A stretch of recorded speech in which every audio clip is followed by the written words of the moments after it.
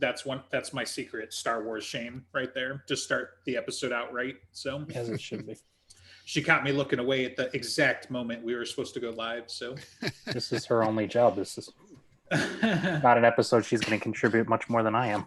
Like, it's a shame that we're a podcast instead of like, a detective comedy or something where I could like skate the entire bullpen on a helmet, so give us some good material for the opening credits. And Yeah, because we don't have any production quality to speak of. There is no quality checks here. Yeah. I mean, we only recently started adding thumbnails to our episodes. Fuck quality. And that guy's not even here today. Yeah. The thumbnail will be here when he gets back from whatever he's doing. Sure. Yay! Welcome to the Not Dresden Files podcast. Yeah. We're talking about stories because that seems to be the only thing we talk about, but how about stories and games? Because they got to be a little bit different. And we've already talked about a whole bunch of TV shows and movies. So let's try a new genre, the medium, that one, medium. Yep. I mean, for me, like the King's Quest series, like that's what got me into like storytelling in general and like loving stories was like playing through those games. It is also one of the first times I ran into like what a franchise meant, because like in King's Quest 1 and 2, you play as Graham. In King's Quest 3, you play as the daughter. I don't remember. Priscilla. That's her name. It was crazy about that one is if you messed up, you actually killed your dad in the story. Like they had real consequences. King's Quest 4 is you play as Alexander, who, because of the events of King's Quest 2, gets kidnapped by an evil sorcerer and gets turned into like all these different things. And 5, you play as Graham again, and 6, you play as Alexander again, which is one of my all-time favorite games. King's Quest 6, all-time favorite, like top 5. I mean, it's in the top 5. It's probably not my number 1 favorite, but love those games. Like especially those old point-and-click adventure games. Where you're just like, oh yeah, this is great. Yeah, I missed the boat on these ones apparently, and I did get into Myst and Riven, even though a bunch of my friends were at the time, and so I just like. I love Myst, but that fucking. The one with there's a land, or I don't remember what island or something, where they're like, where it's all music based and you have to like match notes like to get out of it. Like no, couldn't do it. And I was playing it back in the day where there really wasn't an internet. Oh yeah. So we had to like go buy books to get through like Myst. Early piracy. Let's see, it would have been 4th or 5th grade for me, and my friends would go to the library and print off just reams of paper, practically like 10, 20, 30 pages worth of internet guides, go play for a week, and then when the weekend came around they go back to the library, and good stuff. So so storytelling in video games, just talking about something that strikes me as a key difference for most of it. Like this covers a lot of the different genres of video games and the different styles of play and things like that, is that you kind of have to be the hero in most of them. Guess what, you're playing a first person shooter, so the story is going to be largely about you and how you're exploring and dealing with the world. You got to go ahead. I was about to bring up, like, especially because I was just thinking of BioShock. Like, so especially in FPSs, there's like active and passive storytelling, and in BioShock, it's a lot of passive by finding like the audio logs and stuff. So there's a lot of story you can miss out on if you're not like super into like completionist stuff. Right. And I mean, some that are, by today's standards, it's almost like an older style of gameplay, because you get a lot of that out of Wolfenstein still. You get a lot of that out of Doom. You can go through and play the thing and not worry about the collectibles, not worry about the secrets or anything like that. But a lot of the story and the world building takes place in these little hidden lore bits. Bungie gets a lot of crap for Destiny because it's the same thing. Infinitely more storytelling happens off screen than on screen, just because of the way that they kind of approach the world building and the lore. So that's definitely a part of it. Like if you get into the world building, you may run into that. Whereas like, I think that's where at least for me personally, RPGs or even, you know, a kind of like FPS RPG type of mashup is more fun because not only are you kind of immersed in the world, but, you know, some of them strive to have your decisions matter. You Yeah, know, that's decisions why- mattering is a big point of stories and games actually being fun, because you can decide I'm going to go down this pathway for the story and then completely railroaded, and then like, I don't care. Like that happened several years ago in a game, and I just stopped and never went back to it because apparently my decisions don't matter. Why do I care? What are you doing? Right. Well, then Right. also like having decisions matter really like plays into you know, replayability as well. Mhm. Right. Being It was- able to access different sides of it by making different decisions. Mhm. Right. It was the first hook that got me into Mass Effect. You know, was like the first thing was like, hey man, you know, there's only one game, but the second one's coming, and the decisions you made in the first game are supposed to impact the second game, and then it's supposed to carry on to the third inevitably as well. And so that was, you know, that was a big first hook. And then I got to say, like the opening sequence of Mass Effect was plenty of a hook on its own right. I'm like, why didn't you guys tell me that the voice actors are amazing, or why didn't you tell me that, you know, this is a like new Federation type of setup where it's like, you know, we've got this federation of aliens and we're exchanging technologies and viewpoints, and it's got this political structure and tense and whatever. And like, you know, at the same time with Mass Effect, you can get as deep into the world or not. You know, you're kind of immersed in it.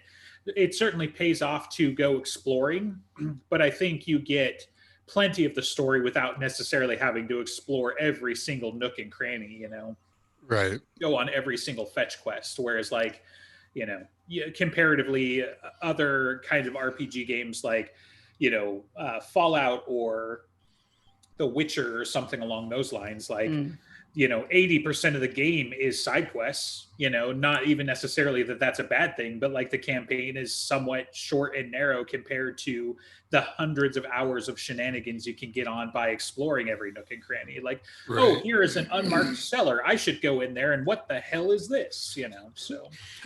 That doesn't even include like the expansion packs. Right. My ex-wife spent like probably 70 hours in the expansion packs alone. Right. Speaking Yeah, of great voice acting, so King's Quest 6 was like one of the first ones to have like the CD version had like was one of the first like audio, like I actually had like voice actors in it. Nice. And they actually spent the money and got the guy who did the voice for the Beast in the Disney's Beauty and the Beast animated back in '94 to like do like King or Alexander's. I was like, oh, that's why I recognize that voice. I just learned that like a week and a half ago. Nice. That's some of the fun about revisiting some of the older content is like, you know, back in the day I didn't let alone have access to it / it didn't exist, you know, have IMDb right next to me. And then Right. IMDb also has, you know, the video game voice acting and stuff like that. It's not always as up to date or accurate or that sort of thing, but it's like you play a game and I'm like, you know, anymore you recognize the ones that are very distinctive. You got, you know, Tony Todd, Chris Brown, Nolan North, you know, on and on and on. When you hear these guys, whether you know it or not, it's that guy, you know, you know who it is. Like Nolan North gets around. He's in so many games of like, who is it? Why is this? And then I look it up. It's like, it's this fucker again. Right. He's in everything. Well, and I think part of it is because he actually tries to change his voice a little bit, right? Like depending on what he's doing, whereas like, you know, like you are casting Chris Brown and Tony Todd because of how they sound, right? Like Nolan North is like a voice actor who has, you know, a range and that sort of thing. Not that there's anything wrong with the other kind either, but it's like Lance Reddick as well. Like his voice is distinctive when you hear him. You're like, hey, guess what? It's Lance Reddick. It's you know? Bishop. Yeah, it's Nathan Fillion again, you know, like 95% of the time you hear him versus Alan Tudyk, for example, who, you know, is a chicken 85% of the time you hear him. But, you know, if he's a robot or whatever. So like it probably took me 75% of the way through Wreck-It Ralph to realize that King Candy was Alan Tudyk. Like he does a really good job in that movie. Right. So yeah, different kinds as well. And then, you know, you have a lot of crossover. Like I think a lot of a lot of the video game voice actors, there are certainly some that almost exclusively do that, but you've had a lot of crossover because what's the difference between recording for a cartoon and recording for a video game? So a lot of the distinctive voices there. And, if you take certain IPs like, the Lego games, for example, use a lot of the same voice actors as the cartoons. So like Marvel cartoons, you've got, Iron Man is, I can't remember the actor's name, but it's, he plays General Talbot in Shield, but also, anyway, he's fairly distinctive, but I'm pretty sure they used him for the Lego Marvel stuff as well. And so you get some of that crossover where it's like, cool, anytime you're animated, this is going to be your voice actor, Right. Well, it's also like Mark Hamill with Joker. Like he's played Joker for what? Like I think he finally retired from being the Joker like last year or something, but he played him for like 30 years or something like that. Nice. At the same time, the voice acting in games is really important and being able to portray characters. But I also think gaming studios can focus on that too much to try to carry their story, and the story can suffer for it. Like, I fucking loved Morrowind. There's very little spoken dialogue in there. A lot of it is in text. And so when they try to go away from just the text boxes and have recorded things, I feel like sometimes the story suffered because they didn't want to spend all that time in the recording studio. And so I got less story that way. Money. I heard an interview with Paul Dini, who was one of the OG Batman the Animated Series writers, and he wrote the first Arkham game. And so one thing he was talking about is how difficult it is because you do have, conversation trees. So you're not writing one thing, you're writing 5 things. Oh yeah. He was talking about how hard it was to keep everything straight in his head at times. Okay, if you go down this tree, then the next thing means you got to pick up here instead of here. And right. So that part of the game writing is very, from what I can tell, is very difficult. Yes, I can imagine that being extremely difficult, but it's very rewarding and it's what I want. Right. Well, and I mean, yeah, but obviously you want it then. I mean, it's hers and she wants it now. So yes. I want lots of things that the companies don't want to give me anymore, like quality writing in any medium. For real. Yeah, certainly there's challenges when you have like an open world RPG and you've got to write the story at least 5 times, let alone, deal with the pathing and everything too. Like, take a very open RPG like, Morrowind, Skyrim, Fallout, same place, they're owned by the same company now as well and everything like that. But, you have these huge open paths where, you don't have to hit things even in a linear fashion. And while, your side quests and your random encounters can be the same ones between gameplays, you can hit them at very different points in time and approach them very differently and whatnot. So, that's an interesting kind of, not everybody's experience is going to be the same either. Yeah, like there are things when I played Morrowind, I kind of got stuck in a habit of I went through this pathway because this is just the thing that I did and I looked forward to it. And so there were whole aspects of the game that I actually never visited and I want to go back and try that at some point. And it's always there available because they put so much choices and so many different ways that you can go about it that it's worth revisiting and worth spending thousands of hours on. Right. Do you ever especially with games where you can have that good or evil path? Do you ever find yourself having a really hard time going one way or the other? No. I wish it wasn't just good or evil. I wish it was more options. Well, that creates more complexity for the designers. But I always even in a simple game like Punch Club, which I love. I have a hard time going down the evil route. Right. It kind of depends. I mean, certainly there are decisions and there are, things that are more or less required of you. If you're achievement hunting or if you're doing a dedicated gameplay, that can be kind of a pain in the ass. Sometimes they water them down and some other things as well. I'm trying to think some of the examples that come to mind right now. Again, Mass Effect.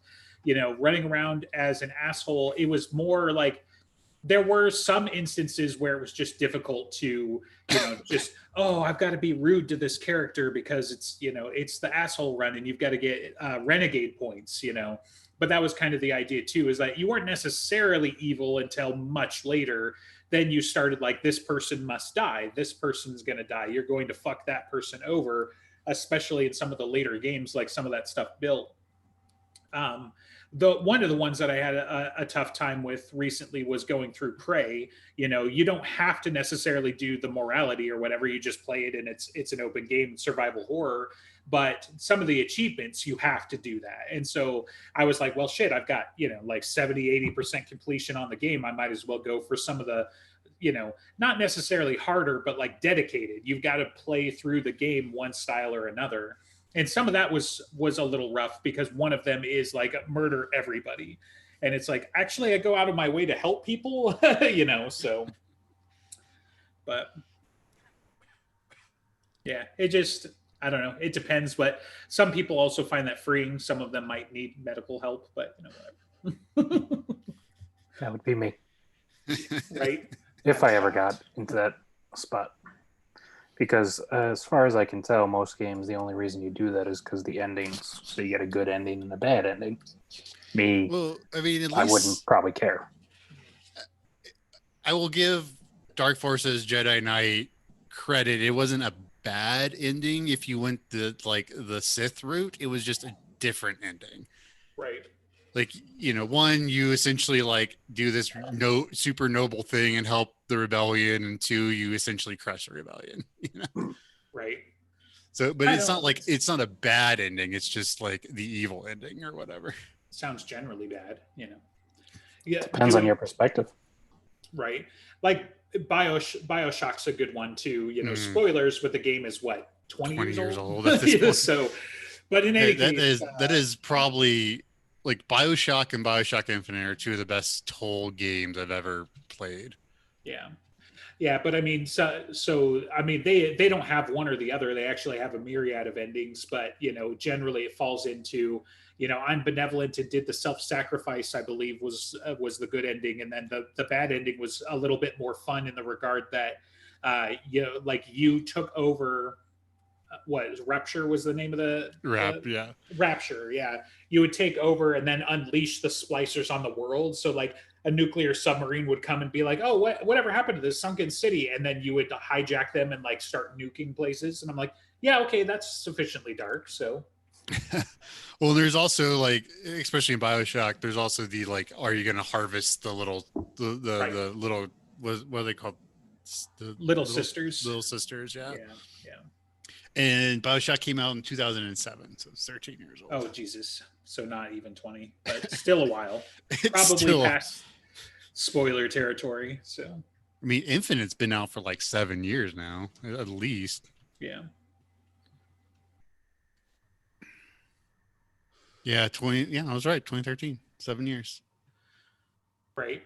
So, I mean, talking about being the hero, the decisions you got to make, one of the things that I was thinking about that's also challenging and yet has proven to be hugely popular was MMORPGs.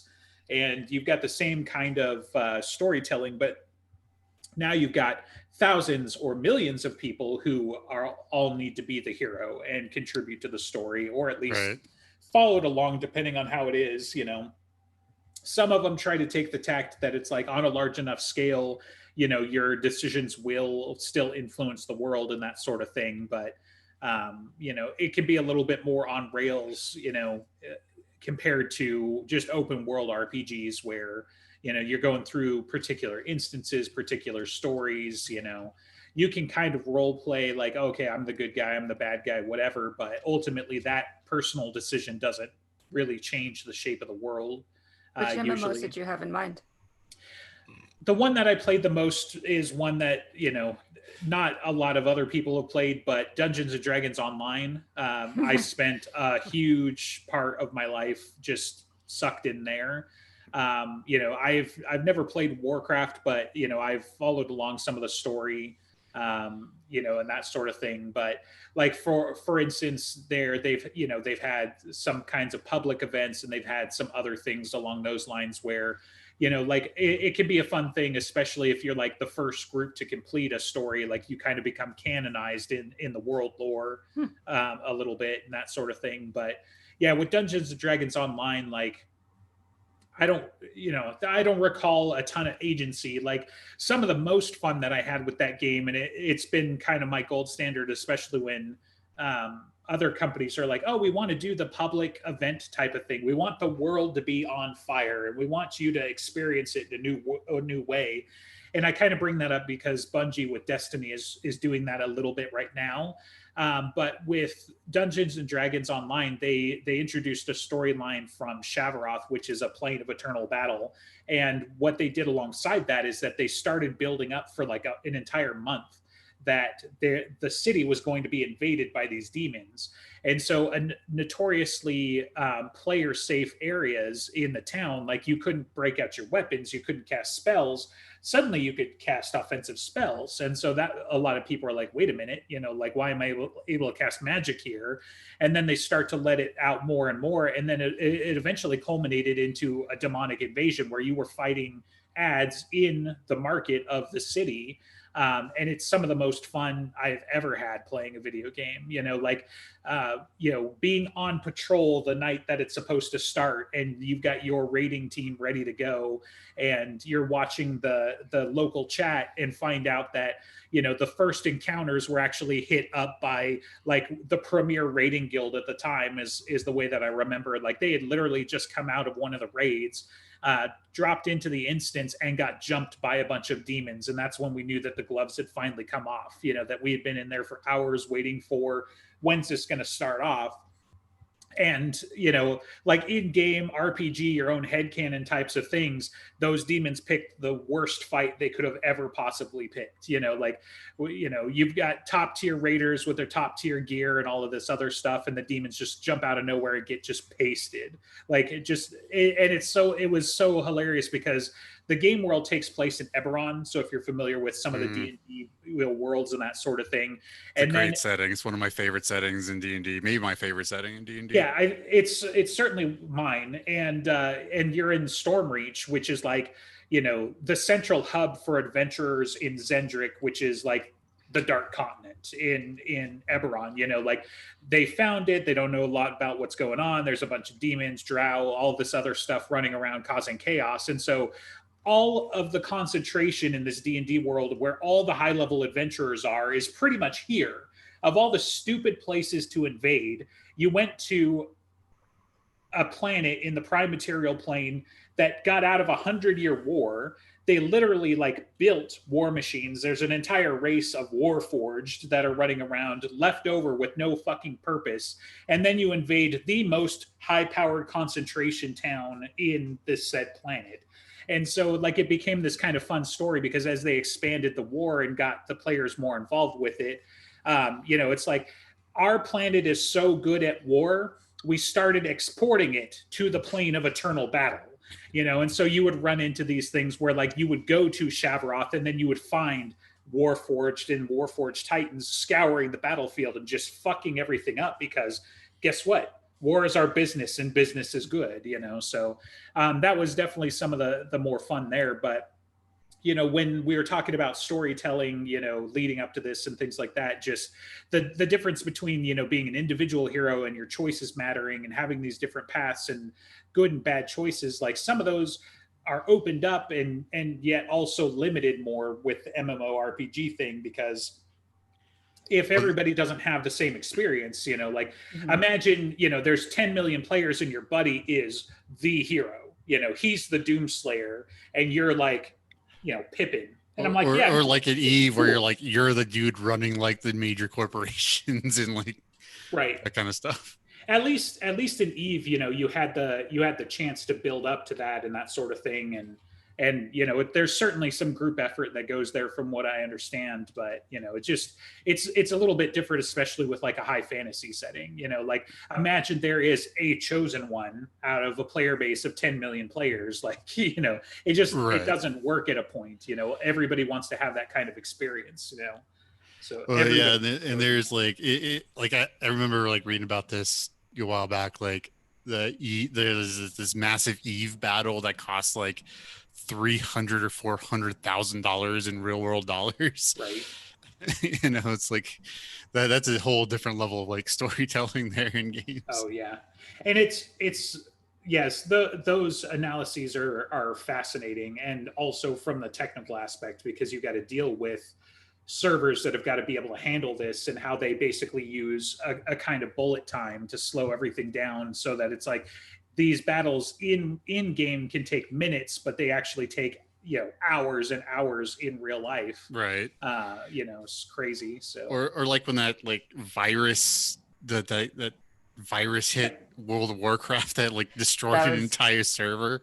Those were fun to see some of. There was a very long time ago before I actually played, but I've seen videos of just like, I think the gist of it was you have an animal that is sick and you keep it alive because it's your pet, and then you take it through the city, and then everyone gets affected. All of the NPCs get infected. So all of the market is completely destroyed, and it's absolutely utter chaos. I've also known other people to like kite the very big monsters, it's technically in a similar zone or something, all the way into the city and just stomp on everyone and ruin their day. So it's fun to hear about. Well, and I mean, it's fascinating from a whole bunch of levels. I mean, every group has their trolls. Every group has the people that are like, to fuck with you is my fun. And so that might have been some of the genesis of it, but then it becomes this like, the way I understood it is like, you couldn't necessarily cure it, but you could like heal through it. And so, early on you'd get like, oh, hey, my buddy plays a healer, so I'll invite him, and he drops into the instance and he heals me. Now he's infected.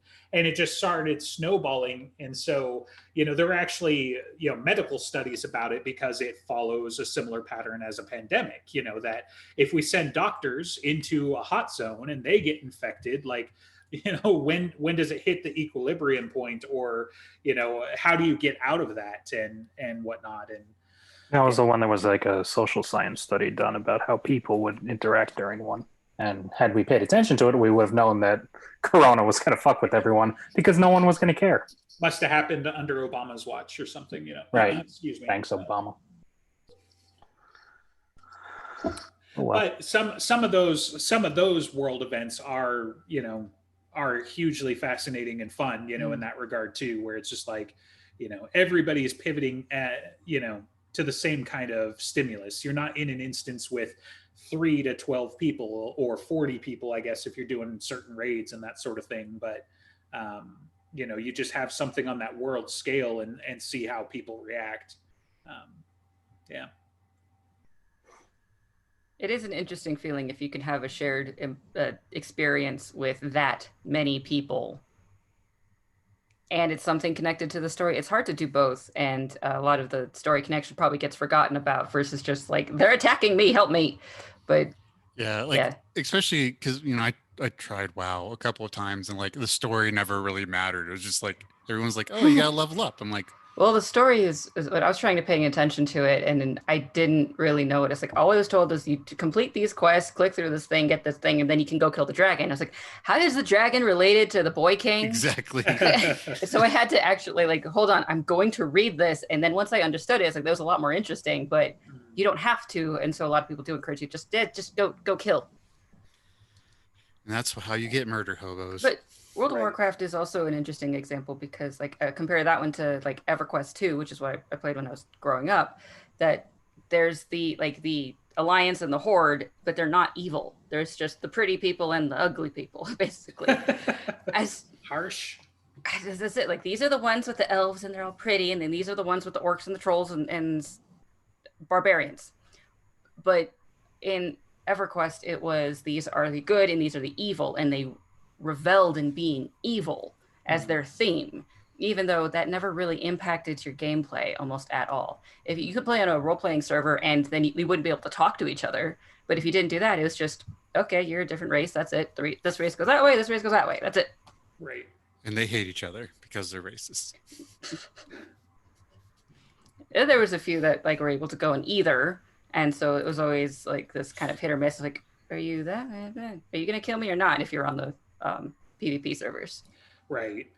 Yeah, and I mean that's the thing too, like having instances where you can get into PvP, like it's another thing that people relish because For some, no matter how complicated the AI, it's not enough for them. They need the dynamic experiences. But I think there's also a portion of the player base that revels in trolling and murking people too. Like, I mean, I wasn't around for the time of MUDs, but there was one that I picked up a little bit when I was in like junior high or high school, and that was a big part of it. It's like you didn't leave the city because out there is somebody who's been playing since day one of the server being launched, and he will just annihilate you, and he has the perfect combination to bring people down. And I mean, that's the only thing at that point. It's like you're just doing it to be a troll. I don't know another way to say it. So but Stan, don't you want to save the world of Warcraft? Right. Are you talking about Thunder Fury? No. Have you seen the Oh yeah, I know. Yeah, the South Park episode? How do you kill that which has no life? That's actually one of like 2 episodes I've seen end to end. So I think me too. yeah. Something in MMOs that I noticed kind of a couple of times is there will be a minority of people who complain that something is too hard, and then the developers nerf it, and then the game is not fun anymore. And that generally it happens like over a course of many years, but there's this general trend of things get like easier, and therefore things don't matter anymore. Well, it's also like power creep too. Right. There's that in the XCS. So I remember in EQ2 of like there's like, okay, another expansion, more like another 10 levels, another sets of raids, and more content. But they also like consecutively made crafting easier, and so having a lot of crafting accomplished didn't mean anything anymore. Right. It's like I think they use the term friction, and it's very important in games to try to get that right, because if it is too easy, I don't care. If it is too hard, I can't accomplish it. So I don't know how they have to do it to have that balance, but I did not enjoy Skyrim too much because the story I thought was lackluster and things were just too fucking easy. Well, yeah, you definitely get a combination of different factors that play into it. And I think people undervalue the sensitivity that some of the player base has to those sorts of things, right? So like to break down some of that, right? So you've always got the crowd that it's like they're the casual kids, but they want to have the experience. It shows up in like Wolfenstein's difficulty meter. You've got don't hurt me daddy and whatever else for like some games call it story mode, where it's like, yes, you get to pull the trigger, but let's be real, you're not in any kind of danger of having to see the you died screen or whatever. And then you get things like nightmare, ultra nightmare mode, which is like there is no room for mistakes and errors and this sort of thing. And so some games, like in the single player sense, you get to have those gradients of difficulty. Some of them handle it in the accessibility of content, like farming should generally be like, as long as you put in sufficient time, you will get the thing. But some ingredients you may have to go battle a raid or find this, instance or handle something like that.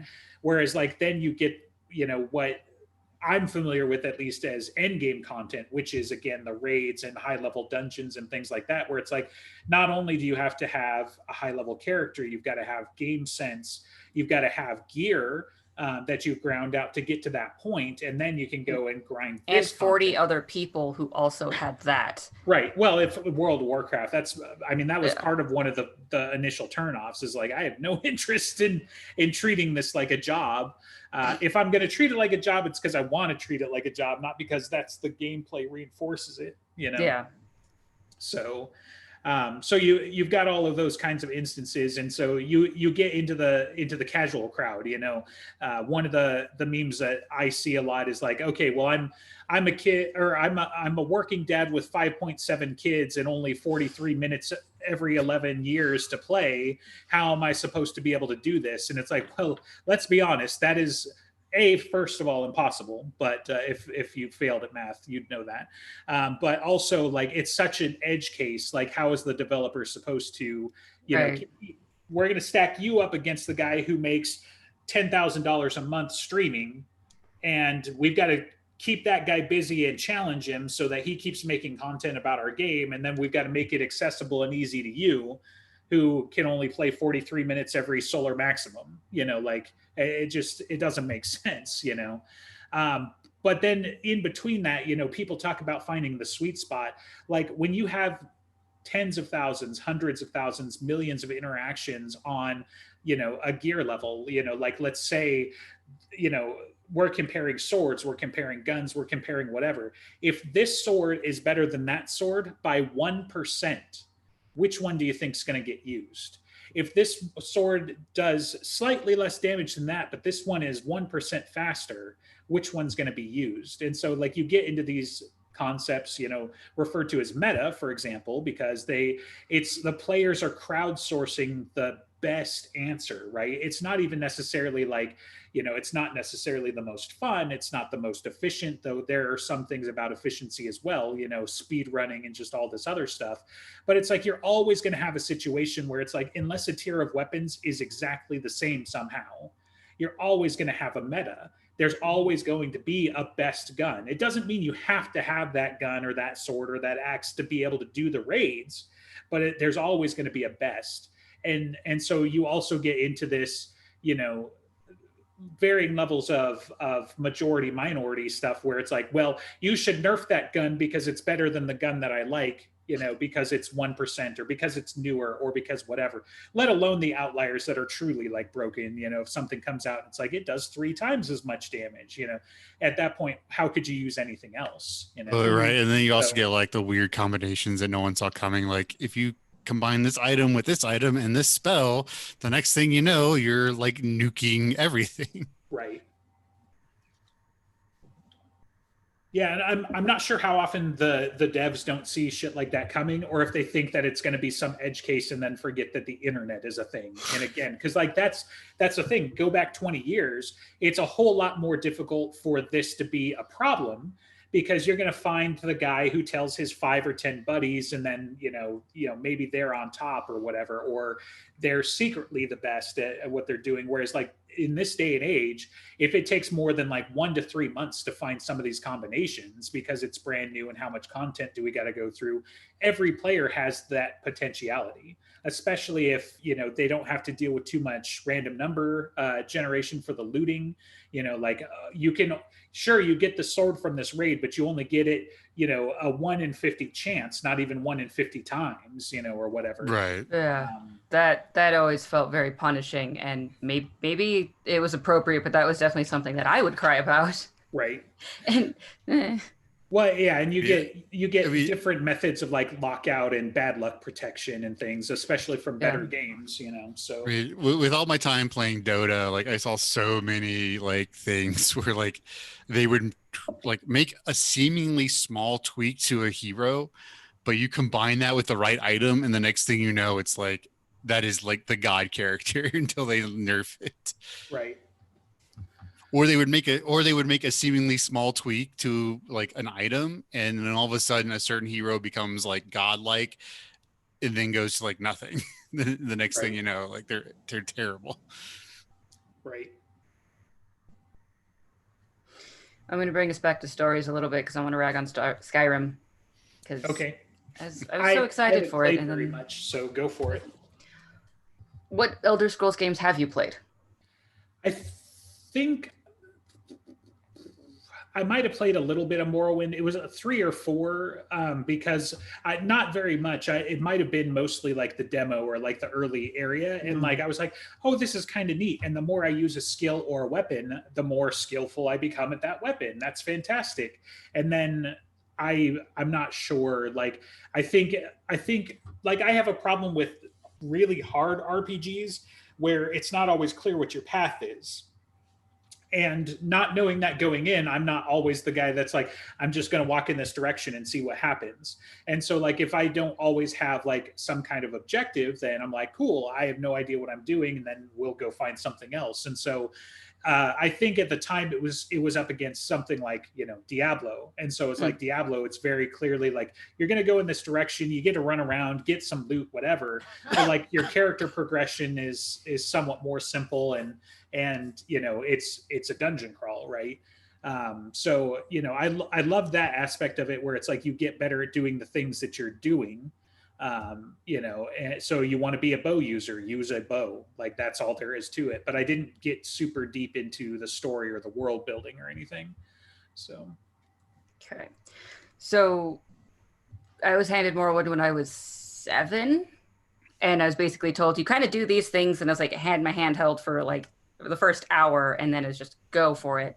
And I fell into my own habits, as I said, but there's a definite thing in Morrowind of people will tell you things that are going on. Go look into this all the time, and there's all these side stories, or even they're not even just quests or anything. It's just like I heard that there was a thing in a cave over there, and you can go find it, and it was still kind of a story thing. In Skyrim, it was just like they had a lot of graphics, but all of the side quests were basically go get me 10 ingredients, and they were no longer please go find my father's lost inheritance in this cave. I think there was a witch that stole it, and like, there's something so much more stuff to what I remember out of Morrowind, and they even carry that over into Oblivion. And they just like they kind of lost sight with Skyrim, and I was so disappointed because I was really excited. I was like I was at the age that I was the perfect target, and it missed, and I was so mad because nothing mattered. I didn't care. Right. The like various little heists and stuff that you did, some of them was kind of fun, but it was not as challenging as it should have. And then the storylines just took huge leaps that they really shouldn't have sometimes. Like for the Dark Brotherhood, for Skyrim, and I'm going to spoil this because I don't care. There were some parts that was really creepy and it was good. But then there are other parts like you murdered the emperor of the entire empire and it didn't matter. People did not like change. This did not change anything in the political landscape. What? You still get jumped by bandits? What are you talking about? Like, I'm familiar with the memes. It's like, so in Morrowind, when you progress in the plot, they start having dreamers and sleepers walking around, and they will like you go around through a city or something, and then someone will tag you in dialogue, and they'll start saying prophecy, creepy shit to you, and it's intrusive. That way is an immersion thing, but in Skyrim, like you didn't want to like pay attention to the plot line, even though like you're at 90% through of it. You don't have to. Not at least not that I remember. Like there was not the sense of buildup. Even in Oblivion, like their Oblivion gates were everywhere and people were freaked out. And so like they would talk about the ramifications. Oh, you closed it. Now we can recover. And they just completely lost sight of a lot of their storytelling in Skyrim for the sake of their engine, I think, because they were very proud of their engine being a little bit more complicated. So I don't know. Like I wanted a lot of story payoff. I wanted the weirdness of Morrowind because it was such a crazy alien place. It was dangerous to be just in the land with the blights or like the freaking mushroom trees and all the crazy, like the all the monsters and the winged ones that I can't remember because they were crazy. God, they were annoying. But they were annoying in a fun way. It's like I have to be careful so that I don't have a whole tornado of them coming down on me going through a place. I had to actually make decisions, and the world was immersive that way because it affected me. And in Skyrim, you get the memes of just going to run up the mountain totally every time. You do that, you get attacked by the monsters in Morrowind. Thank you for listening. So one of my few experiences I did have in Skyrim, I did try to scale a mountain I had no business being on and got squished by a troll. So I'm just saying, you can have that experience too. So yeah, I never That's found what the you trolls really on want. the mountains. I don't know. Meh. yeah, I get you though. Like, especially if you come from like, I just want to express this, right?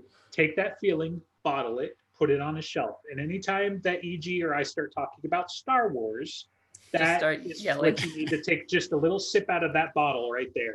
It's funny because I do the same thing with the wife now, right? Like she'll do it about Avatar, or she'll do it about this or that or the other thing. And it's like, I would like to tell you, like, you don't understand why I get so passionate about Star Wars or Star Trek or whatever, but that is the exact, everything you just said is how I feel about it, except for it's a different IP. You know, it's a different story. It's different, you know, there's different details, but you fell in love with something, some form of storytelling. They even expanded on it. So now you've got yourself a little bit of a franchise. And then along comes the sequel. And it's like, okay, sure. It's got the name, it's got some of the themes, it's got whatever, but it doesn't have the soul that I fell in love with. It doesn't have the storytelling that I fell in love with. Yeah, in Morrowind, they put a lot of in-lore books, and like some of them was like just fiction books inside Morrowind, and they were like scattered all around. And so one of the things I love doing of getting access to another area was like, is there another book? Is it, can I continue these mini stories inside this larger story, inside this really crazy alien world that I would like to just up and move to? And everything had costs. Like, you can kill the really important plot character, and then you get a message of, you just destroyed the plot, and so you can continue this game and not be able to finish it, or you can reload. In Oblivion and Skyrim, you were not able to kill anyone that was super important. They would just become like a little, like, 1 health point for forever. Right. They took away costs in that way, and I like things actually costing and actually mattering.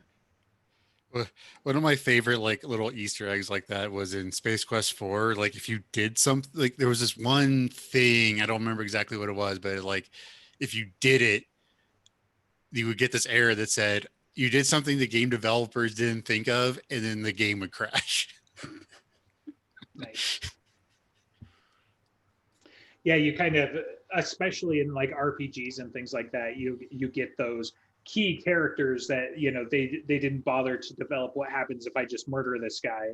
And so, you know, you get a combination of immune, or they'll just respawn, you know, the next day or something along those lines. And, you know, it can be fairly jarring, especially depending on how hard they treat the RPG aspects, right? Like, there are some RPGs where it's like, yes, you're going through the story and it's kind of a choose your own adventure. You get some of those things. And then you get the ones where it's like, you need to eat and you need to sleep and you need to do things. And so when it's so immersive, and like my characters has a better sleep habit than I do, because it's 3 a.m. and I'm still playing this game, but my character got 8 hours of sleep, and he's eating and he's got apples and cheese and whatever else, but I'm over here with my bag of Doritos or whatever, you know, then it's like, okay, I hate this guy and I'm going to shoot him in the face. And the game's like, nah. And I'm like, what do you mean, nah? I just had to eat.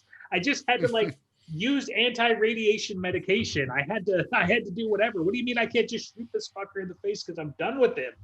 You know, so yeah. That's what quick save is for. Yeah, quick save is fun. Quick save gets abused in the way that they intended it to. Yeah. It's a combination of like, there's sometimes where it's like, I've definitely had the, okay, I hate you, I'm going to quick save and go on a murderous rampage. But I also, sometimes I use it to brute force the encounter where it's like, I'm going to quick save and then I'm going to go do a bunch of stupid shit until I figure out what I was supposed to do. Like, I'm going to go down this path and get murdered a bunch of times. And Dormammu, I've come to bargain. That's what quick save looks like. So, yes. Other times I really enjoy what games do of telling stories, and not by just telling it to you, is kind of by putting it into the items of, so one of the things that come to mind is like in Fallout, of everything is this Fallout theme. Everything that you come across that has it. And so like you're just getting more and more of it. Or like in Dark Souls, where there's just a tiny little line of like, someone said this thing about this item, and it's like, who was that person? And you have to go find other items to figure out who that was. And especially once they had the 3 games done, you can see like, this person might be thousands of years afterwards, but this other person in the first game that has been warped and now much more monstrous than they even were before. And I don't know, Dark Souls is hard to think about how they told the story, but I spent a lot of time just researching what they were doing, and I loved it. And everything seemed to have a lot of like cost, like the melancholy and despair in the atmosphere. Also just kind of like, even if it didn't cost you too much, obviously, yes, it's a hard gameplay that gets a lot of memes, but it already was costing everyone, all of the characters. If I learned about a character, they were already damaged. I like damaged characters too, so that always helped. The director liking damaged characters? No. Yeah. I would never expect that. So, Grimdark, do I have a genre for you? What if the whole universe was terrible, and even if you win, you're probably not going to win for long, and you're probably still losing? Grimdark. So. Yeah. There are times when it can get like, okay, so nothing is worth trying for because it's too dark, to like the just kill yourself and end it already kind of, it can get too much. But other times if they balance it with like, this is worth actually trying to accomplish, it can be really good. But just people being damaged is not necessarily a part of the grimdark, or it's not stuck to it. But I get excited but if about everybody you meet is damaged, you might be in grimdark. So. that's true. Yes. Yeah. That bubbly little girl with the teddy bear, did she just get eaten by a monster? You might be in grimdark. So. I get tired of that trope. It's more like, is that girl with the teddy bear the monster who's eating people? That's generally how grimdark tends to go. But I seriously get tired of that trope. They did that in Skyrim. And I was like, why? It's just do it better.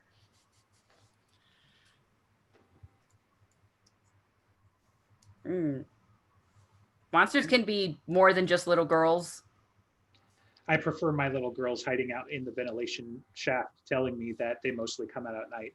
Mostly. Better, more interesting. Yeah, right? Very resourceful little girl. Right. And they were actually really fucking monsters. And they ate her brother and her entire and parents. Family, so and everybody she knew. Then she got killed off screen. Shh. This isn't that episode. You brought it up. We should have a spoilers episode where we just like spoil like everything. Every movie twist of the last 40 years. Yeah. 40? We want to go back that far? Yeah, I guess that only gets us to the You can't. That's only like 10 years before most of us were born. I mean, Yeah. You're old. Yeah, I'll be 40 in less than 5 years. Well, in 5 years. Yeah. Not too far behind you, so yeah. Oof, getting old. Mm. And yet we At still least- talk about video games on Saturday mornings. I mean, why not? That's our generation. I mean, video games mattered. Video games are, hey. You can be a professional video gamer easily now. Exactly. I mean, yeah. this is a huge industry. And what are the things that keep me playing games? Story. Because like, when it's just a thing, like I was really enjoying Animal Crossing for like a lot, for a couple of weeks. And then all of a sudden it's like, what am I doing this for? Just to be able to do this again? I want to be rewarded with story. And that's, I don't know, realize something of myself. It's like, I can't just play with flowers. I need something to pull me beyond that, because there's going to be times like, I don't want to do it, but something should pull me to do it. And that would be what is going to happen to this character. I assume the same people who made Animal Crossing made Farmville, because it's A people farming just get simulator. sucked into that shit for fucking years. Right. I thought Animal Crossing. No, never mind. I was thinking Stardew Valley was like the one person. Yeah, who Animal did it. Crossing's the Nintendo thing. Stardew Valley is something, and there's a lot of other games that like Stardew Valley, or God, I can't remember, but like Terraria. There's another one that was I enjoyed more. Can't remember the name of it though. Minecraft. Farming simulator. As far as I'm concerned, man. So Yeah, I mean, it's like I Minecraft's get just- the Lego stuff in the building and whatever, Yeah. but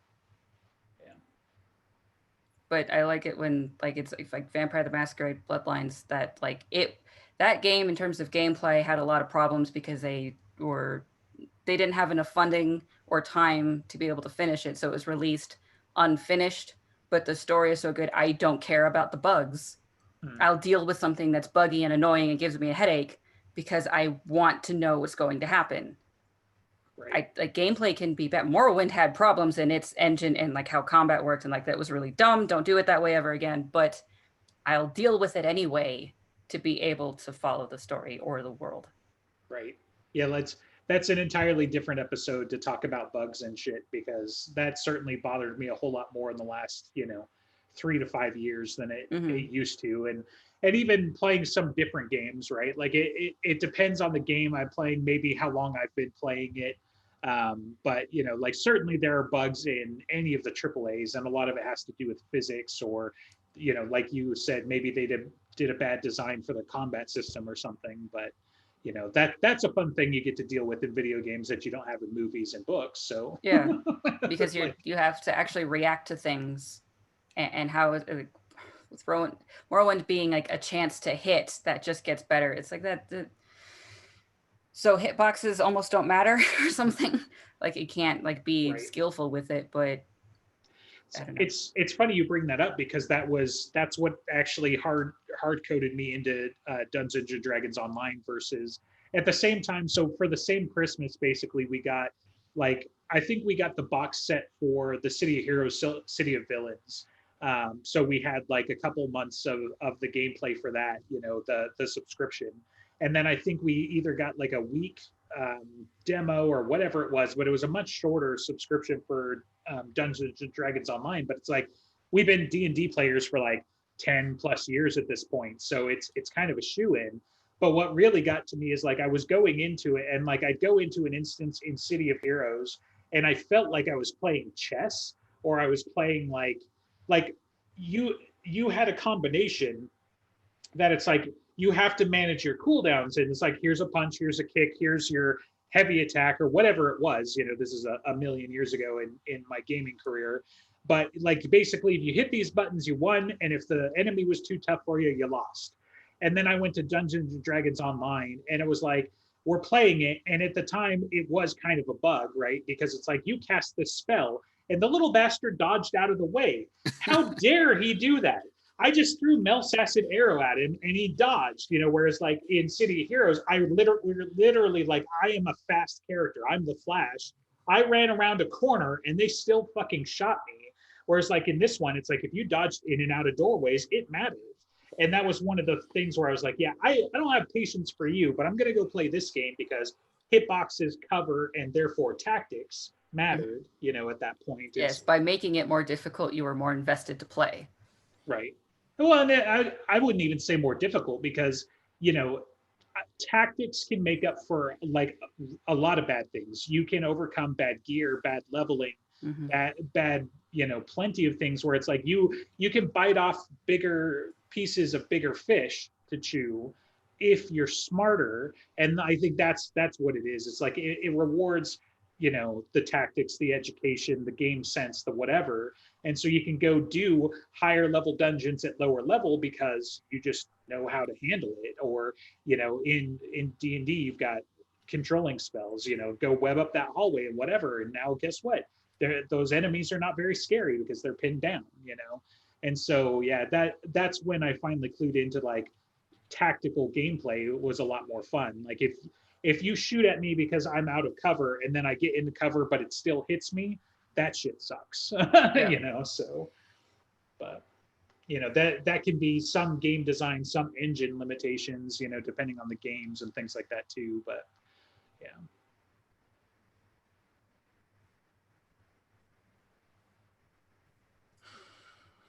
Any more thoughts? EG didn't start with a thought, so you know. I don't know. Like, Do you I have many regret thoughts. it? None of them apply to this topic.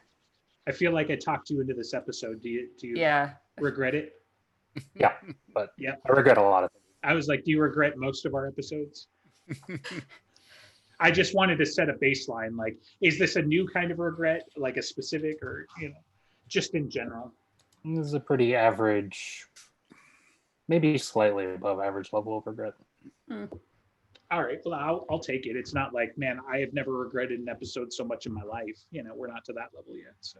No, I reserve those for times when Ben's on and things like that. Right. That starts at a handicap, you know, so. No, I mean, I think it's fun. You know, the more I think about it, it's like I'm just kind of like a pop culture nerd, man. Like I enjoy video games, movies, books, you know.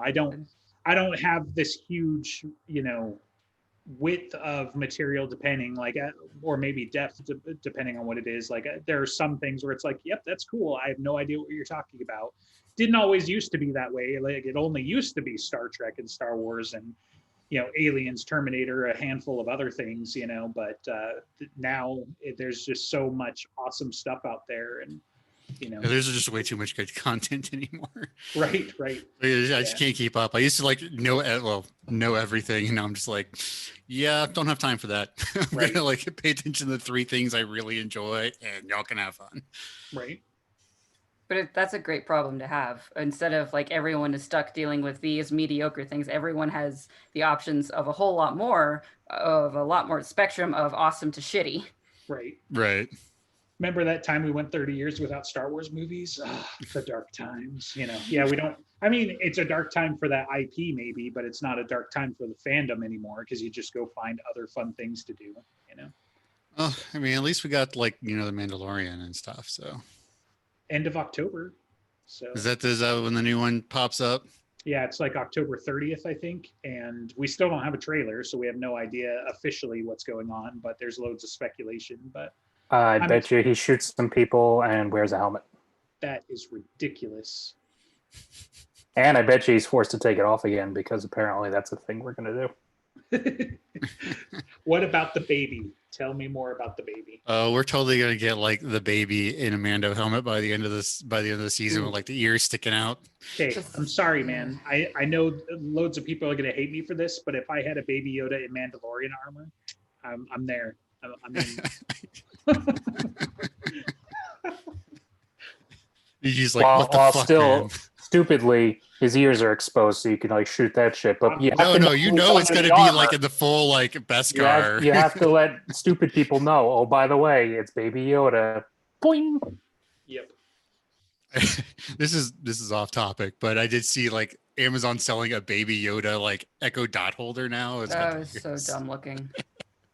Okay, some of that's across the line, but yeah. Probably. I was like, they're like charging But like put it in $80 Mandalorian. for it too. I'm like, wow, they And people found are the paying niche. for it. Yeah. So, Yeah. How much did you pay for that Baby Yoda you shipped from China that took 3 months? Like that Baby Yoda that you shipped from China for Christmas that arrived in like March? It wasn't even for me. It was a gift. I know. Bad seller, but how much? No, that wasn't too bad. I mean, that was handmade. It was crocheted, and it was only like $50. So that's not terrible. And that included the shipping. I still have it though. I haven't given it. Spoilers. I hope that person's not watching the show. No, I've showed it on this Yes. to them, so they're aware it exists and what it looks like now. But one day it'll leave the box. Actually, in a bag right now. I hope you're feeding it, but not after midnight, and don't get it wet. It's fine. It's still intact. Oh God, it's like baby Cthulhu with a. I know it doesn't look like Yoda. Yeah. It's I just feel like it got ripped I mean, off. I can obviously tell what it is, but it looks like somebody gave Cthulhu some clothes. So Yeah, it's like Yoda ears on Cthulhu. Well, maybe it comes the crocheted Mando helmet now, and I'll put it on, and it'll be good. now I know Good what to point. get you for Christmas. So Yes, get me a gift that I'll have to give to somebody else when they eventually get this. That's great. That's exactly the kind of Secret Santa we run here. Yes. I mean, yeah, not to mention the fact that there's like a 1 in 8 chance I actually get you, but Yeah. So. But Well, maybe I'll he's get mine probably on going time to get this time. Star Wars every year. I mean, this past Maybe year I'll he was actually get my forgotten. gift. Yeah. Right. And then, of course, Jerry Ray just is like, no, you're getting Star Wars because it's going to make you mad. He sent me a sticker book was one of them. Shall we plug anything else? What else And is then- there? We're part of the Broken Jars Network. If you like modern wizards in Chicago, join us next week where we talk about more Dresden Files. Click Hey, on the drive-through-rpg.net link in the description. maybe we'll get through 5 chapters next week. Wouldn't that be a treat? Ooh. Yeah, I don't think you should hold your breath on that one, but hopefully. So Never. Of course, the time frame that we actually have to crunch and get through something is when we're going to take the longest. right. But And then never mind. I won't curse us with that knowledge. So don't jinx it. yeah. All right. Too soon.